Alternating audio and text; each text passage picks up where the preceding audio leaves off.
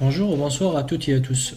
Dans ce tutoriel, je vais te montrer comment installer Code Composer Studio 10 et comment installer le package C2000ware de Texas Instruments.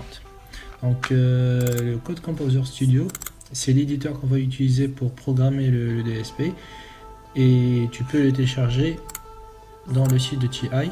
Je vais te laisser le lien dans la description. Je vais fermer ça et ça. Donc, CTRL V. Donc tu peux cliquer ici et là tu peux installer la dernière version.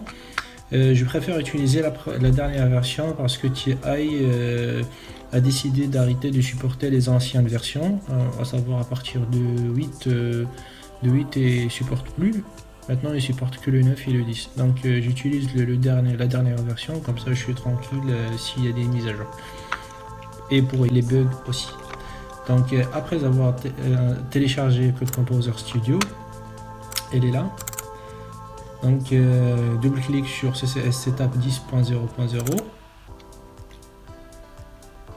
Yes.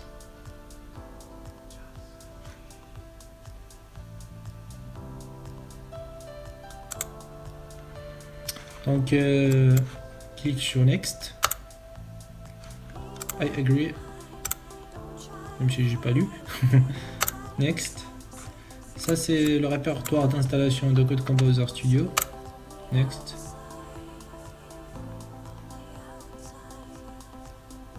Yes.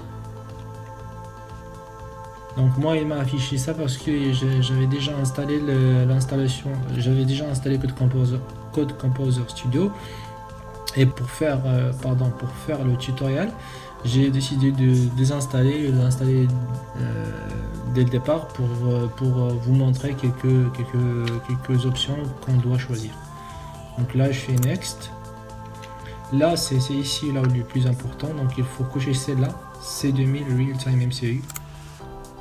Et Next.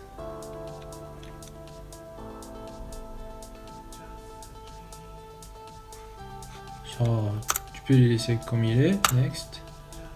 Next. Voilà, donc l'installation elle va commencer maintenant. Ça va prendre un peu de temps parce que c'est un dossier, c'est un logiciel qui est un peu lourd. Donc je vais arrêter la vidéo le temps que ça va finir. Donc après quelques minutes, voilà Code Composer Studio qui est installé sur notre machine. Donc je vais cliquer sur Finish. Donc il va créer non, je veux pas qu'il le lance. Donc il va créer cette icône là. Dans un deuxième temps, on va installer donc juste pour rappel. Donc si on vient dans le répertoire C2./TI, normalement on devrait avoir quelque chose comme ça. Ok, donc après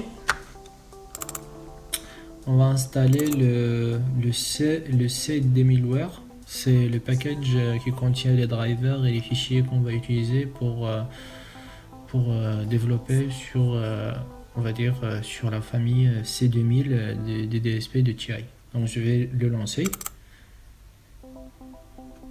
Run.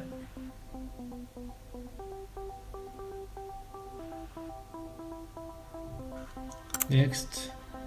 I accept. Next. Il va aussi installer le package C2000 dans le même répertoire de TI. Tac. Next. Et là aussi il va prendre quelques minutes, donc je vais mettre en pause la vidéo le temps que ça prend pour installer sur le C. Voilà, donc après quelques instants le logiciel il est installé sur notre ordinateur. Il fallait qu'à cliquer de open non, donc je clique finish et il faut s'assurer que le logiciel s'est bien installé. Je suis allé sur TI C2000 et c'est ça. Normalement vous devrez avoir quelque chose comme ça. Donc pour le lien de l'installation de tous les logiciels qu'on vient d'installer, je vais les mettre dans la description, à savoir le Code Composer Studio et C2000ware. Une chose importante, c'est que TI exige pour installer ou pour télécharger un logiciel, il exige une inscription, c'est-à-dire une inscription simple avec une adresse mail, tu t'inscris, mot de passe et tout, et après tu peux télécharger ce que tu veux. Ok, donc c'est ça. Donc une dernière chose à vérifier, c'est vérifier le Code Composer et il récupère bien un pointeur sur le répertoire de C2000ware. Et pour vérifier ça, on va ouvrir Code Composer Studio.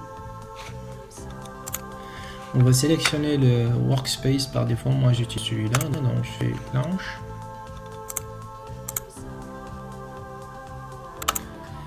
Et après, quand Code Composer Studio il est ouvert, donc vous allez voir cette fenêtre là. Donc vous cliquez sur Window et après Preferences. Et dans Preferences, vous cliquez sur Code Composer Studio, Product, et vous cliquez sur Product. Donc là, on voit bien que notre Code Composer Studio, il n'a pas fait un pointeur sur le dossier. Donc qu'est-ce qu'on va faire? On va installer. Donc on va installer le lien C2000. Et là, je fais sélectionner le dossier. Et là, comme vous voyez, il vient d'ajouter le package C2000ware. Apply. Et après, on va aller dans l'onglet Build, Compilers. Et normalement, on devrait... En fait, avant, j'avais une autre version de Code Composer Studio. C'est pour ça que j'ai deux compilateurs. J'ai celui-là et celui-là. Mais normalement, si c'est la première fois, tu vas trouver juste celui-là. Donc après avoir sélectionné ce qu'on a fait ici, clique Apply and Close et normalement on est ready to go. Donc voilà, notre tuto arrive à sa fin. On se retrouve dans une prochaine vidéo. N'hésite pas de s'abonner à ma chaîne YouTube si ce n'est pas encore fait. Si tu penses que cette vidéo pourra être utile pour quelqu'un, n'hésite pas de la partager. Si tu as des petits conseils, des suggestions, des avis ou des questions, tu peux les laisser dans les commentaires, je serai heureux d'y répondre. Je te souhaite une excellente soirée ou une excellente journée. Au revoir.